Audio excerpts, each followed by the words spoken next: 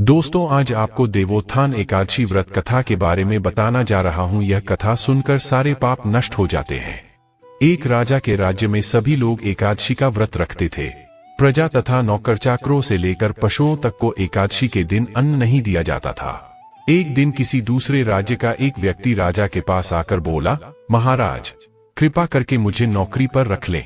तब राजा ने उसके सामने एक शर्त रखी कि ठीक है, रख लेते हैं, किंतु रोज तो तुम्हें खाने को सब कुछ मिलेगा, पर एकादशी को अन्न नहीं मिलेगा।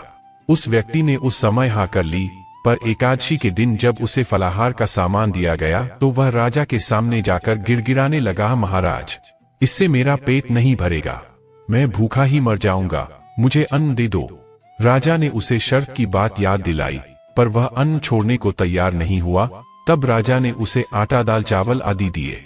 वह नित्य की तरह नदी पर पहुंचा और स्नान कर भोजन पकाने लगा। जब भोजन बन गया तो वह भगवान को बुलाने लगा, आओ भगवान, भोजन तैयार है। उसके बुलाने पर पीतांबर धारण किए भगवान चतुर्भुज रूप में आ पहुंचे तथा प्रेम से उसके साथ भोजन करने लगे। भोजनादि करके भगवान अंतर्धान हो गए तथा वह अपने काम पर चला गया। 15 दिन बाद अगली एकादशी को वह राजा से कहने लगा कि महाराज, मुझे दुगुना सामान दीजिए। उस दिन तो मैं भूखा ही रह गया। राजा ने कारण पूछा तो उसने बताया कि हमारे साथ भगवान भी खाते हैं, इसीलिए हम दोनों के लिए ये सामान पूरा नहीं होता। यह सुनकर राजा को बड़ा आश्चर्य हुआ। वह बोला, मैं नहीं मान सकता कि भगवान तुम्हारे साथ खाते हैं। मैं तो इतना व्रत रखता हूँ, पूजा करता हूँ, पर भगवान ने मुझे कभी दर्शन नहीं दिए। राजा की बात सुनकर वह बोला, महाराज, यदि विश्वास न हो तो साथ चलकर देख लें। राजा एक पेड़ के पीछे छिपकर बैठ गया। उस व्यक्ति ने भोजन बनाया तथा भगवान को शाम तक पुकारता रहा, परंतु भगवान न आए। अंत में उसने कहा, हे भगवान, यदि आप नहीं आए तो मैं नदी में कूदकर प्राण त्याग दूंगा। लेकिन भगवान नहीं आए।